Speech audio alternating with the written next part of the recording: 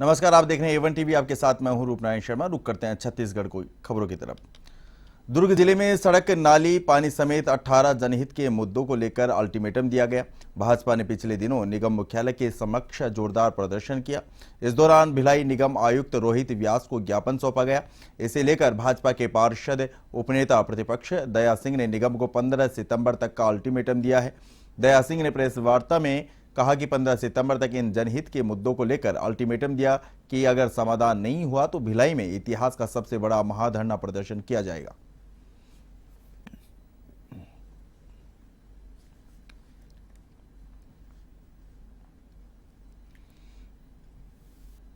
किया था अल्टीमेटर के साथ। इस बार महाधरना हुआ। हमने 18 बिंदुओं पे ज्ञापन पहले पूर्व में दिया था और 18% जो कमीशन का खेल चल रहा है उस विषय को लेके दिया था, लेकिन इतने समय इंतजार करने के बाद में प्रशासन के, नगर निगम के कान पे जो भी नहीं रह रहा, तो आज हमने फिर से एक अल्टीमेटर दिया है और 15 तारीख तक का समय दिया। 15 तारीख के अंदर में 18 बिंदु पर अगर समस्या का समाधान नहीं होता है तो महाधरना दिया जाएगा और इनके कान में जू रेंगेगा और ये कार्य करेंगे बस इस विषय को लेकर, क्योंकि आम जनता, आम पब्लिक, आम लोगों की, क्योंकि इतनी जूझते हुए इतनी सारे बिंदुओं पे, चाहे पानी की समस्या हो, नाली की समस्या हो, सड़क की समस्या।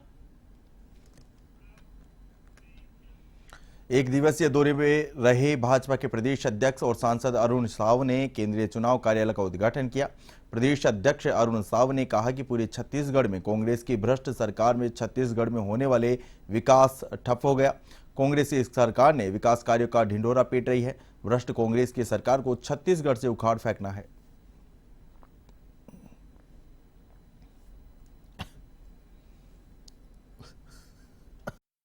अब छत्तीसगढ़ की जनता ने तय कर लिया है कि भूपेश बघेल की सरकार की उल्टी गिनती शुरू हो गई है।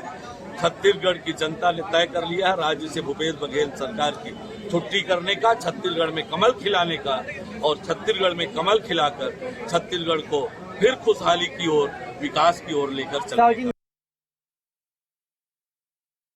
मनेन्द्रगढ़ चिरमरी भरतपुर जिले के प्रथम स्थापना दिवस के अवसर पर जिला मुख्यालय मनेन्द्रगढ़ स्थित सांस्कृतिक भवन में जिला स्तरीय कार्यक्रम का आयोजन किया गया, जिसमें मुख्य अतिथि सरगुजा आदिवासी विकास प्राधिकरण के उपाध्यक्ष और भरतपुर सोनहत विधायक गुलाब कमरो, मनेन्द्रगढ़ विधायक डॉक्टर विनय जायसवाल, जनपद अध्यक्ष डॉक्टर विनय शंकर सिंह और नगर पालिका अध्यक्ष प्रभा पटेल मौजूद रहे।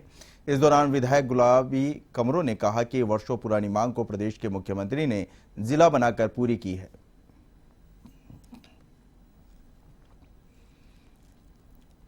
जो हम लोग खुशी का दिन है, जो नया साल आज वो आया है, उसके लिए माननीय मुख्यमंत्री जी का हम धन्यवाद करते हैं। जिस तरह से हमको नया जो 40 साल जो हमारी पुरानी मांग थी, उसको माननीय मुख्यमंत्री भूपेश बघेल जी ने, डॉक्टर चरणदास महंत जी के आशीर्वाद से हमारा नया जिला बना। आज जिस तरह से 1 साल होने पर हम लोग जो खुशी उत्साह मना रहे हैं, जिला प्रशासन के हमारे कलेक्टर साहब, सीओ साहब और प्रशासन के तमाम सारे अधिकारियों को मैं धन्यवाद देता हूँ। जिले का आज वर्षगांठ है, 1 साल पूरा हुआ है। आज के दिन ही जिला का गठन हुआ था। आप जानते हैं कि जब बच्चा पैदा होता है तो 9 महीना बाद पैदा होता है और अब 3 महीना और हुआ है। आप उस गति से अपन देखें तो जिला का तेज गति से विकास हो रहा है। शहर के मीलचाल रोड पर देशी पिस्टल लेकर लोगों को डराने वाले युवक को पुलिस ने गिरफ्तार किया। आगामी चुनाव को शांतिपूर्ण करने के लिए असामाजिक तत्वों के खिलाफ चलाए जा रहे अभियान के तहत सुनील निषाद को पिस्टल सहित गिरफ्तार किया।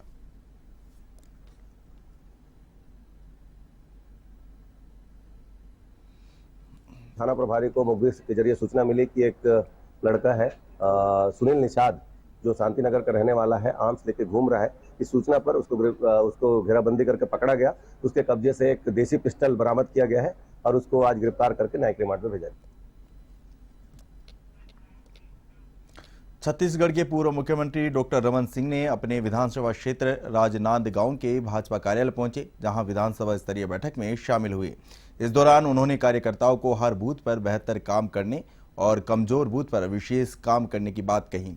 12 सितंबर को दंतेवाड़ा से परिवर्तन रैली का गृह मंत्री अमित शाह हरी झंडी दिखाकर रवानगी करेंगे, जो कि 16 और 17 सितंबर को राजनांदगांव पहुंचेगी।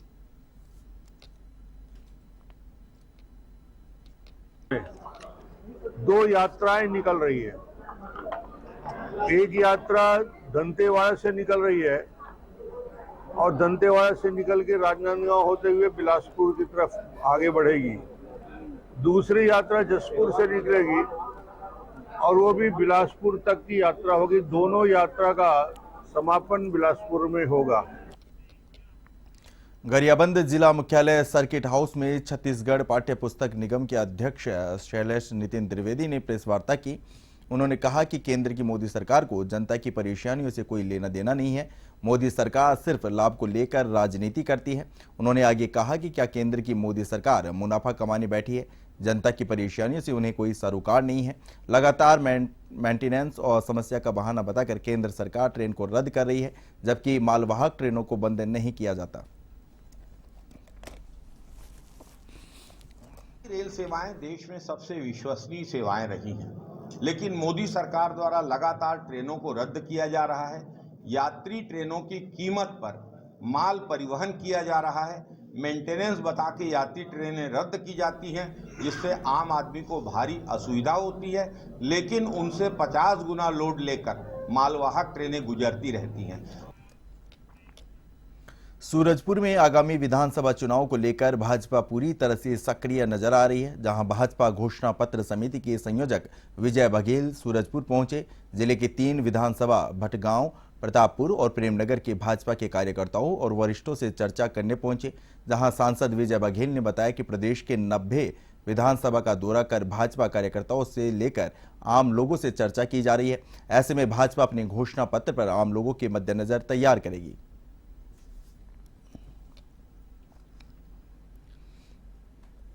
पत्र समिति भारतीय जनता पार्टी के संयोजक के रूप में मैं यहाँ पर आया हूँ और चूँकि हम लोग हर विधानसभा में जा रहे हैं, लोगों के सुझाव जान रहे हैं कि सरकार से क्या अपेक्षाएं हर वर्ग को रहती है, छोटे से लेकर बड़े से बड़े स्तर तक के, चाहे वो व्यापारी हो, चाहे कर्मचारी हो, चाहे अधिकारी हो। बिलासपुर के सिविल लाइन थाना क्षेत्र में चेकिंग के दौरान लगभग 21 लाख रुपए की चांदी जब्त की गई। मुखबिर से सूचना पर बिलासपुर सिविल लाइन पुलिस ने यह कार्रवाई महाराणा प्रताप चौक में की। वहीं बिलासपुर के ठेठा डाबरी क्षेत्र में लगभग 77 पाव देशी दारू के मिले। सिविल लाइन पुलिस दोनों मामले में आरोपियों को गिरफ्तार कर आगे की कार्रवाई कर रही है।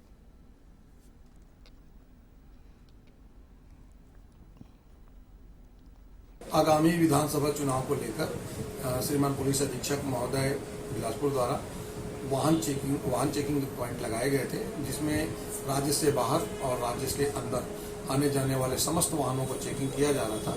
किसी भी प्रकार का अवैध सामग्री का आना जाना पर रोक लगाने हेतु वाहन चेकिंग पॉइंट लगाए गए थे। सुकमा में 8 लाख की महिला इनामी नक्सली सहित 2 पुरुष नक्सलियों ने आत्मसमर्पण किया। सुकमा पुलिस के चलाए जा रहे पुनाना क्रोम अभियान से प्रभावित होकर नक्सलियों ने आत्मसमर्पण किया।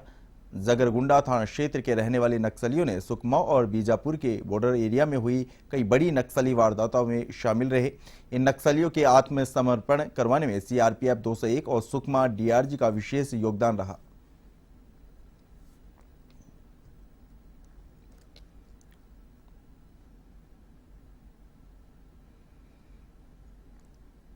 छत्तीसगढ़ शासन की जो नक्सल निर्मूलन नीति है, विश्वास विकास सुरक्षा, उसके अंतर्गत सुकमा पुलिस व सीआरपीएफ द्वारा पुनर्नार्कोम अभियान चलाया जा रहा है।